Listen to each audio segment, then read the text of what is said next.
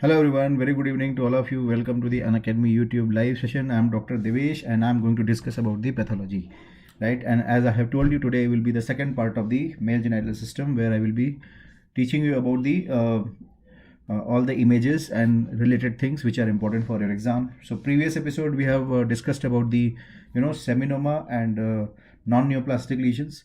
Now I'm going to discuss about the non-seminomatous condition and the prostate cancers, right? So prostate pathology and the non-neoplastic and the non-seminomatous condition we are going to discuss in this particular session, right? So let's start with the prayer that you all should have a great and grand success in every exams of your life. Stay healthy, safe and strong in this pandemic.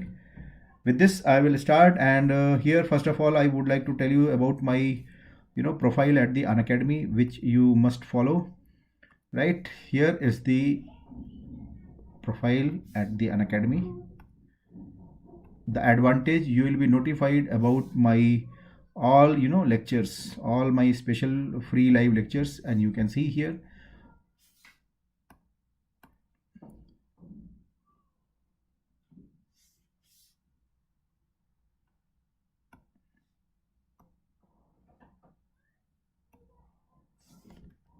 right. So you can see my all free special lectures, right, special live lectures. You can see they are all there, and that will be extremely helpful when you are going to write your NEET PG exam. So please watch it, and here you will be also notified about the upcoming lectures, which is the free live lecture, and at the plus courses. If you subscribe the Unacademy, then also you will be notified what are my schedules going to come in the upcoming days, right? And if you are going to subscribe any of the courses at Unacademy, you can use my name as a code Dr. Devesh 10, and this will help you to have a 10% of discount also, right?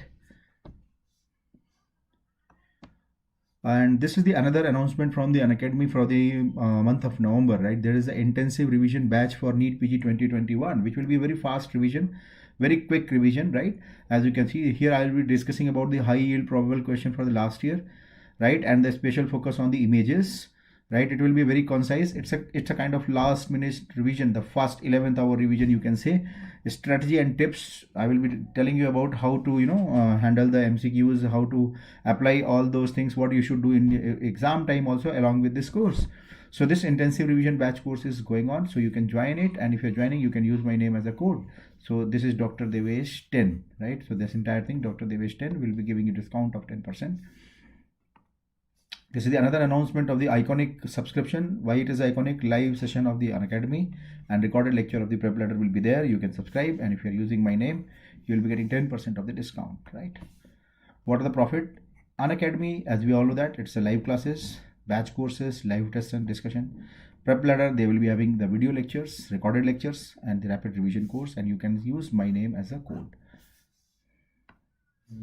right? This is again about the iconic subscription. What are the when you will subscribe, what are the features? 12 months, this is the subscription rate, you can see, and this is the 1.5 year, 2 years, 3 years, and this you can use my name as a code. Again, you will be getting 10% discount, right? For Unacademy Plus subscriber, if you're subscribing Unacademy live courses only, then what are the advantage you are going to have? It will be having live classes, live tests and quizzes. Batch courses will be there. There are structured schedules, right? And you can see here all the courses, 1 month, 3 months, 6 months, and 1 year and 1.5 year is going on, and you can see the subscription prices are also there. If you're subscribing with my name Dr. Devesh 10, you will be getting the 10% discount. This is very important for each and every candidate. If you are coming for exam, remember this is the Unacademy NEET PG daily T20, right? So there are 20 MCQs will be given at the Unacademy, and for that you have to upload the Unacademy app. So first you have to download the Unacademy app in your mobile, right? So first you download the Unacademy app, and then you can enjoy the free live test on Unacademy NEET PG section. In the Unacademy app, go to the NEET PG section. Every day at 8 p.m. you are going to see the live test, right? Fine.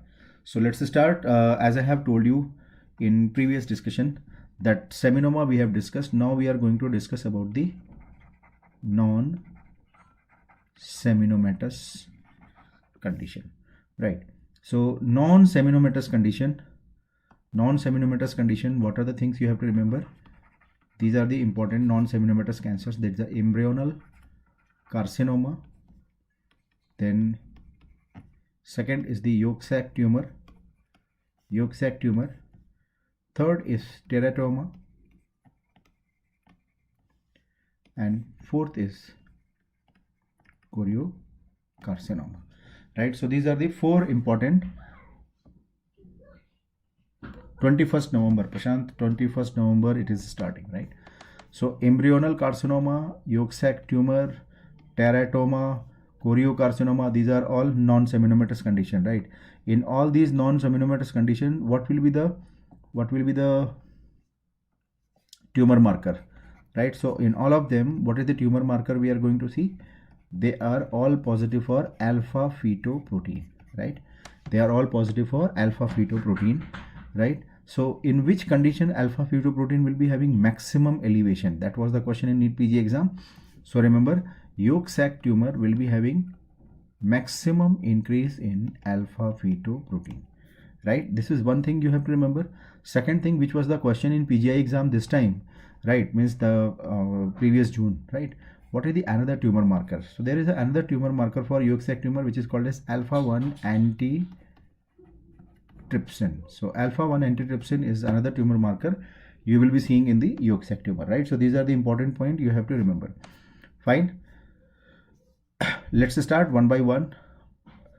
When we are going to see the embryonal carcinoma, as you can see that entire mass is hemorrhagic, right? So what I'm showing you here, hemorrhagic mass, right? Embryonal carcinoma will be showing you hemorrhagic mass on gross examination. Remember where you are going to see this? When you are going to see the gross examination, hemorrhagic mass will be there. You can see all these areas are hemorrhagic areas, right? All these areas are hemorrhagic areas, right? So these are all hemorrhagic areas, right? So we are seeing all hemorrhages only, right? Now when you are going to take the section from here, what you are going to see? Now you are going to see two histological pattern, right? One, you are going to see two histological pattern. This is number 1 and this is number 2, right? So what are these two? If you look at the number 1, right? Number 1 is showing you solid pattern of the growth of the tumor. So this is called as solid pattern. You cannot see any lumen, right? You cannot see any lumen. If you look at the if you look at the cells here, you can see all these are present in the sheets, right? They are all present in the sheets, right? And these are all large vacuolated cells and all bizarre cells, very you can say that pleomorphic cells are there, right? Because they are having no differentiation. Some are big, some are large, their nucleus is hyperchromatic, and you can see there is a atypical mitotic figure here in this picture. You can see here, this is the atypical mitotic figure which I am marking with the yellow color, right?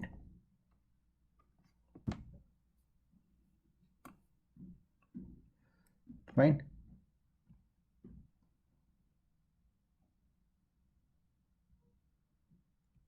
Right. So first number is solid pattern. This pattern, if you are looking at this pattern, can you see this? Here you can notice there are lumen, right? And tumor cells are surrounding them. So this is the second pattern, is the glandular pattern.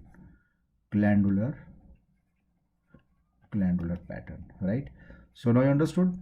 Embryonal carcinoma will be having two patterns, solid pattern and granular pattern. And what is the common thing to both of them? They will be having undifferentiated tumor cells. So what we are going to see here, undifferentiated tumor cells, right? And in this undifferentiated tumor cells, how is the cells? So as I said, you are going to cells are pleomorphic, right? Pleomorphic means variable shapes and sizes of the both cell as well as nuclei, right? So nucleus, cell, both are having variable shapes and sizes, right? So that is the feature of embryonal carcinoma. What will be the tumor marker for the embryonal carcinoma? What will be the tumor marker for embryonal carcinoma? So remember, embryonal carcinoma tumor marker, one is AFP, we all know that. One is alpha fetoprotein, we all know that. I'm not talking about that thing. I'm talking about another one which is CD30 positive. So that was the NEET PG question in 2015 and 16. CD30 positive is seen in the embryonal carcinoma, right? Now the next one, this one is the again, if you look at the history, this will be a 3-year-old boy, right? 3-year-old boy, and he is having a testicular mass, right? So whenever you see this age group, what is the most common tumor which will come to your mind? What is the most common tumor which will come to your mind? So most common tumor here is the yolk sac tumor. Yolk sac tumor. Remember, yolk sac tumor is also known as endodermal sinus tumor. So they are also known as endodermal sinus tumor, right? So these are also called as endodermal sinus tumor. And in this endodermal sinus tumor, what are the findings you are going to see on histological examination? Can you notice? This is the area where you are seeing the RBC, right? So what is this? This is the centrally located blood vessel. So this is centrally located blood vessel, and around this blood vessel, now you can notice these are the tumor cells, small tumor cells, right? So what are these things? Central blood vessels covered by tumor cells, right? Central blood vessels covered by cuboidal tumor cells, right? Again you will notice there is a lumen. So here, this area, you can see this area which I am marking with the cross, this area is a luminal area. Actually it is a cystic area. So central blood vessel covered by tumor cells, which is enclosed in a cystic cavity. Enclosed in a cystic cavity, right? So central blood vessel, tumor cells are covering them, which are enclosed in a cystic cavity. And again you can see this is the cystic cavity which I was talking about.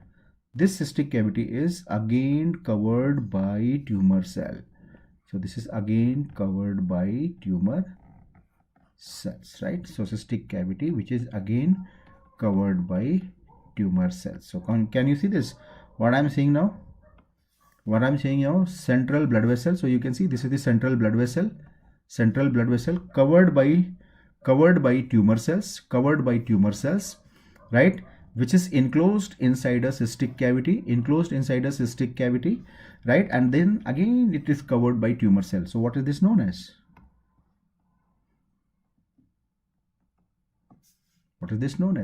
This is called as Schiller-Duval bodies, right? So this is known as Schiller-Duval body.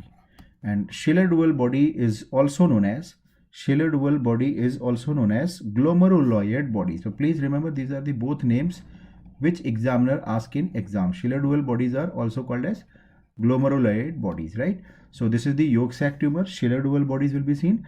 And what is the tumor marker? Alpha fetoprotein and alpha-1 antitrypsin. So now you understood, these are the important MCQs which examiner ask in exam, right?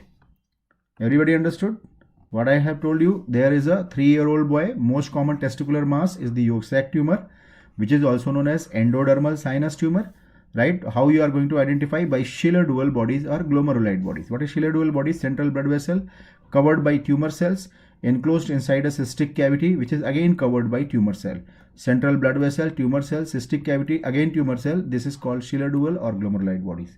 What will be the tumor marker in this patient? It will be alpha fetoprotein and alpha-1 antitrypsin, right? Now, this is again a very good, beautiful picture. When you will be working as a clinician, definitely you will be coming across with this kind of things, right? So what I'm showing you here, this is a cavity containing mass, you can see, and in this cavity you can see the hairs are visible here. Hairs are visible, right? And you can see some bony thing is present here. Here you can see some bony structure is present here. Right? And these are all hairs here also. And because of the maybe underlying, there can be a cartilage, there can be a teeth also, right? There may be a sebum or sebaceous gland also. So there will be multiple things here, and because of these things, now you can notice there is a bulging here. This area is the bulging, right? This area is the bulging. So what is this called as? This is called as Rokitansky protuberance, right? So this is called as Rokitansky protuberance, and now you can tell me where you will find Rokitansky protuberance. Yes, so Rokitansky protuberance is seen in the dermoid cyst or cystic teratoma. So what is this? This is benign cystic teratoma, right? Benign cystic teratoma is also known as dermoid cyst, right? Also known as dermoid cyst. It's a benign tumor. So what is the clinical significance of Rokitansky protuberance? As a clinician, why you should be worried about this thing? As a clinician, what is the clinical significance? What is the clinical finding you will be expecting here, right? Can you tell me in the comment box any clinical finding, any clinical significance of this Rokitansky protuberance? Anybody? Right, so this Rokitansky protuberance is the area where you will be having higher suspicion for the malignant transformation. See what I have said, that this is the benign tumor, right? Rokitansky protuberance is the increased risk for malignant transformation. Which malignancy you will see more commonly here? Can you tell me which is the most common malignancy or most common malignant transformation you are going to anticipate here? That is the squamous cell carcinoma, right? So that will be the squamous cell carcinoma. So squamous cell carcinoma transformation will be more common in this one, right? So squamous cell carcinoma will be more commonly seen in the benign cystic teratoma, right? So this is the benign cystic teratoma. Here also you will see the tumor marker will be alpha fetoprotein, and please remember beta HCG can be also a tumor marker for the teratoma. So both can be tumor marker, alpha fetoprotein and beta HCG. Many of the students, they feel beta HCG is only for the choriocarcinoma. No, it's a wrong concept, right? Remember beta HCG is also a tumor marker for the teratoma, right? In teratoma, when you are going to take the section, you see this is the microscopic examination. Now you can see these are the keratin, right? And you can see this is the lumen and it is the glandular pattern. So this is the lumen and these are the tumor cells, right? So these are the glandular patterns. So gland, keratin, and now you can see here, what is this? These are all cartilages, right? So these are all cartilages. So you can see that keratin, cartilage, gland, and in between you can see the smooth muscles. These areas are also showing the smooth muscles. So everything is present. So they are having multiple origin, ectodermal, endodermal, and mesodermal. All cells are, all kind of lineages are present. So multipotent or multi lineages are there. So this is the feature of the teratoma, right? So this is the feature of the teratoma, right? Now this one, see this, what I have shown you here, this is the mature teratoma, right? Mature teratoma, what we should remember, mature teratoma is usually right, when you talk about the male, remember this was the question in the NEET PG exam, M for mature, M for male, M for malignant, right? So this is the mnemonic, M for mature, M for male, M for malignant, right? So usually in male it is malignant, but when we talk about in the females it will be usually benign tumor, right? So please do remember this point. If examiner asks you mature teratoma in a male, so mostly it is malignant, and mature teratoma in female mostly it is benign, right? What will be the most common component of the immature teratoma? So now you can see this is the immature teratoma. That's what I was telling you. This is the case of immature teratoma. Immature teratoma is usually malignant, right? And what is the most common component? That is the question which examiner is going to ask you in exam, right? Immature teratoma, what is the most common component, right? So most common component will be primitive neuroepithelial primitive neuroepithelium, right? So primitive neuroepithelium or epithelial cells are the most common component, right? This is the most common component, and you can see all these are which are closely packed cell. These are all primitive neuroepithelial cells. These are all what I'm showing you here, all these things, right? So this is the all primitive neuroepithelium, right? So all these are having palisading kind of appearance, you can say, or parallel arrangement of the cells which we are seeing here, right? So all these are parallel arrangement, you can see all these things, right? All these things which we are seeing is the primitive neuroepithelial cells. So these are the primitive neuroepithelial cells, most common component, and remember this is always suggestive of malignancy, right? This one is choriocarcinoma. See, choriocarcinoma, as we all know that they will be having positive for beta HCG, which is the tumor marker for choriocarcinoma. Choriocarcinoma, if you see, there is a two kind of cells you are going to observe, right? What are these two kind of cells? One is cytotrophoblast and second is syncytiotrophoblast, right? And when you are going to see the cytotrophoblast, how will be these cells? These are polygonal cells with clear cytoplasm, right? Like this. So I'm marking with the blue. This one is called cytotrophoblast. So blue color cells which I'm showing you, all these are cytotrophoblast. So this is the cytotrophoblasts, right? So these are the cytotrophoblast. How will be the syncytiotrophoblast? So with red color I will show you, right? They are large multinucleated cells with smudged nuclear chromatin, right? So nuclear chromatin will be smudged. So this will be the feature of syncytiotrophoblast. So this one, the red color which I am showing you, this one. So all these are syncytiotrophoblast, right? So all these are syncytiotrophoblast, right? Syncytiotrophoblast is a source of beta HCG secretion, right? This also examiner asks, okay, what is the source of beta HCG? So syncytiotrophoblast is the one which are going to secrete and synthesize beta HCG, right? So that is why they are beta HCG positive. Remember, it is only beta HCG which is a tumor marker. That is also one important MCQ. Alpha HCG is not considered as a tumor marker. Remember this point. Alpha HCG is not a tumor marker, right? Alpha HCG is not a tumor marker. Why? Because alpha subunit resembles like FSH, LH and TSH hormones, right? So that is why it is not considered as a tumor marker. So now I understood alpha HCG is not a tumor marker because alpha component is resembling to the FSH, LH and TSH. Right? So these are all important questions. So how we are going to identify choriocarcinoma?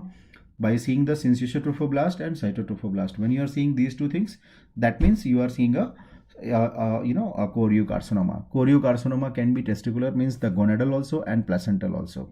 So here also we have to remember that gonadal choriocarcinoma is having more poorer prognosis than placental one, right? So these are the important MCQ. Gonadal is more aggressive, more metastasis, and more resistant to the therapy, more resistant to the treatment. So overall they will be carrying bad prognosis. So please do remember these points, right? So choriocarcinoma is placental also, and choriocarcinoma is gonadal also, which will be having worse outcome or worse prognosis.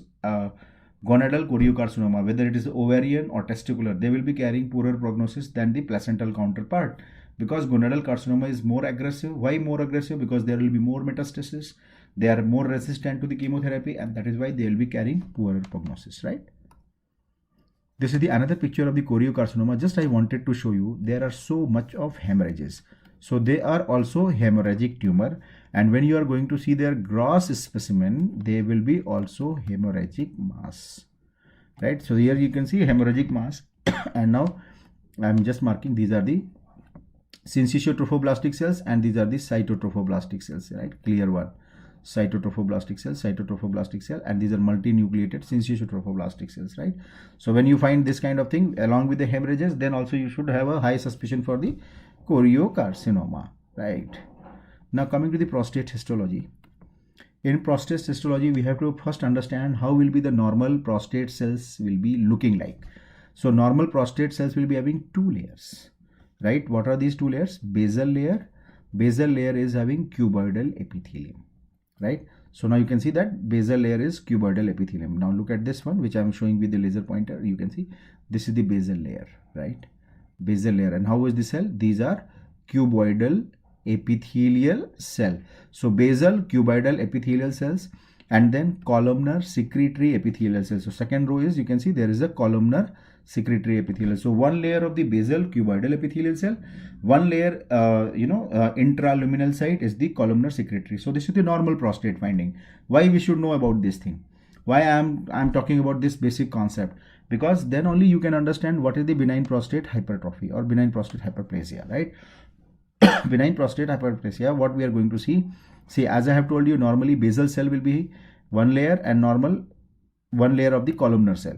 But in hyperplasia, what will it be happening? It will be having hyperplasia of the both cell. So examiner can ask you, in benign prostatic hyperplasia, what is having hyperplastic? So hyperplasia will be involving basal cuboidal cell also, and it will be involving columnar cell also. So both will be yes Pooja, choriocarcinoma metastasis will be seen in the lung. It will be seen in the lung, and they are called as hurricane like lesion, because there will be very fast metastasis, right?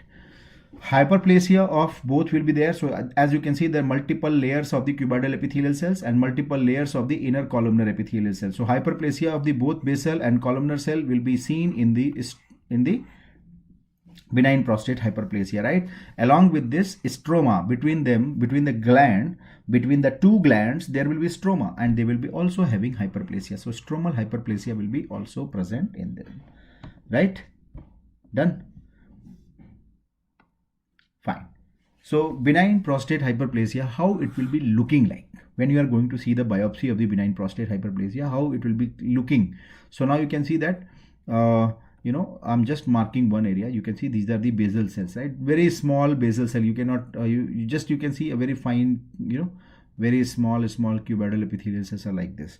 And now columnar cells are having proliferation, giving the papillary projections inside the lumen, right? So that is what you can see here. I have written there is a hyperplasia of the glandular and stromal tissue. So gland and stroma both have been hypertrophy. You can see this is the stromal tissue. This is the stromal tissue, and this is the glandular tissue. So both glandular and stromal tissue is having hyperplasia, right? Both are having hyperplasia with the papillary buds. So you can see papillary buds are all those columnar and cuboidal epithelial cells are having, right? And remember, basal cell layer is continuous. That is very, very important. When you find basal cell layer is continuous, that means it is a benign condition. So this is a sign of benign condition. That is why we are calling them as a benign prostate hyperplasia. And if this basal basal cell is damaged, that means it is not benign, it is a malignant lesion, right? So this is how you are going to identify the benign prostate hyperplasia. Basal cell will be intact, stromal hyperplasia will be there, glandular hyperplasia will be there, but the basal cell layer intactness is a very, very important factor for saying them as a benign tumor, right? So this is the high power view. Now you can see here the basal layer is intact, and you can see there is the columnar cell hyperplasia, right? So this is the basal layer, this is the basal layer, and this is the columnar cells, right? So both are having hyperplasia, and in between you can see the stroma is also present. So stromal hyperplasia is also there. So here I want to tell you a few important things which you should remember. Here you are seeing hyperplastic glands with the papillary enfoldings, right, with a myoepithelial. So this flat cell which we are seeing is the myoepithelial layer, right? Myoepithelial layer, right? The small nuclei near the basement membrane. So these are the small nuclei near the basement membrane is the myoepithelial layer or the basal layer, right? That is the basal layer only, right? Malignant gland will not have this layer. So remember, that's what I said.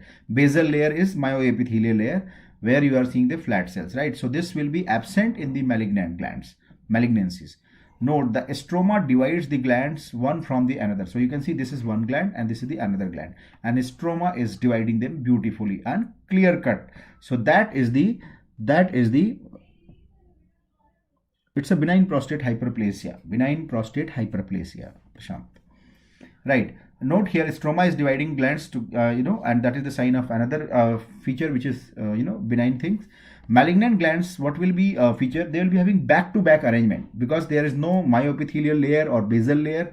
There will be no, stroma around them or very less stroma around them. So that is why their back-to-back arrangement of the glands will be there in the malignancies. See, this is the prostate adenocarcinoma. Can you see the difference? You cannot see the myoepithelial layer in any of the gland. Can you see? Myoepithelial basal layer is absent. So see, outer basal layer typical of benign gland is absent. Outer basal layer typical of the benign gland is absent.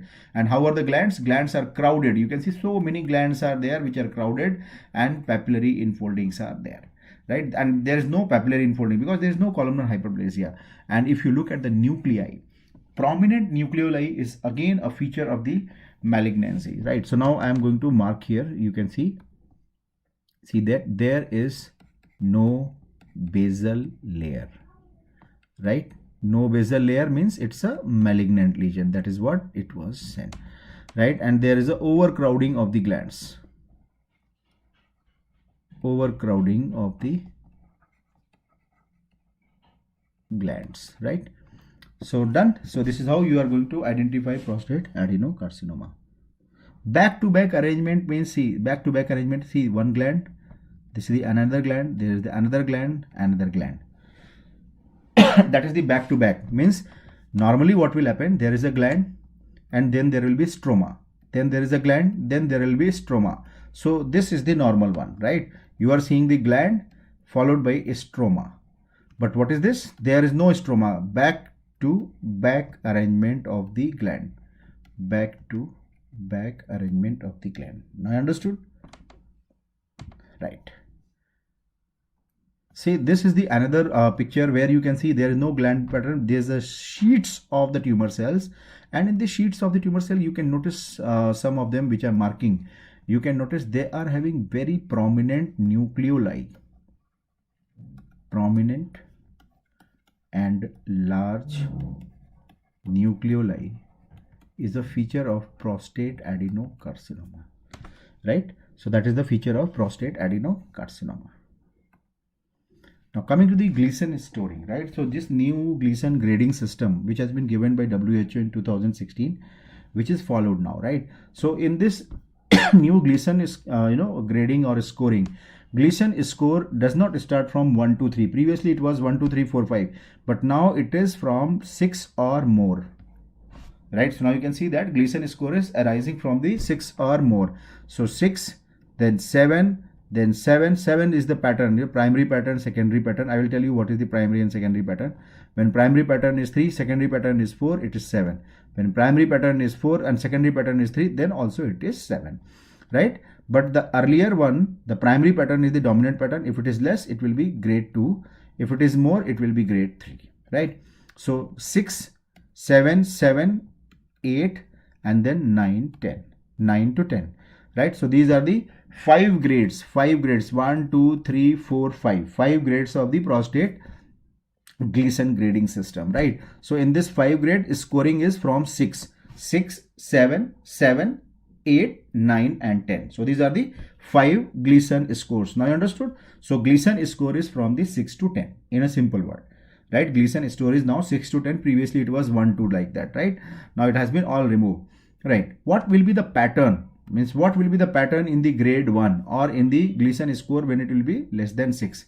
Only individual, see this, only individual, discrete means separate well-formed glands will be there. I will be showing you this picture also, right? Discrete well-formed. Discrete means you will be seeing separate glands like this. Gleason score when it is 7 and grade 2, you will be seeing the well-formed glands are more common. The predominantly, most commonly you are seeing the well-formed gland, but some extent of the poorly formed glands, fused glands, or cribriform. See, poorly formed means you are not able to see any gland. Fused means 2 glands are fused, means back-to-back arrangement. Cribriform means a gland within gland. Gland within gland. So now understood. When you are seeing a bigger gland, and in this gland there is a one more gland, in this gland there is one more gland. So gland within the gland is called as cribriform, sieve-like, right? So that is the grade 2. Grade 3. Grade 3 is predominantly poorly formed, right? So poorly formed. Predominantly they will be poorly formed, but they may also have a fused cribriform glands with a lesser component of the well-formed. So here you can see well-formed gland is Gleason score 7, means grade 2.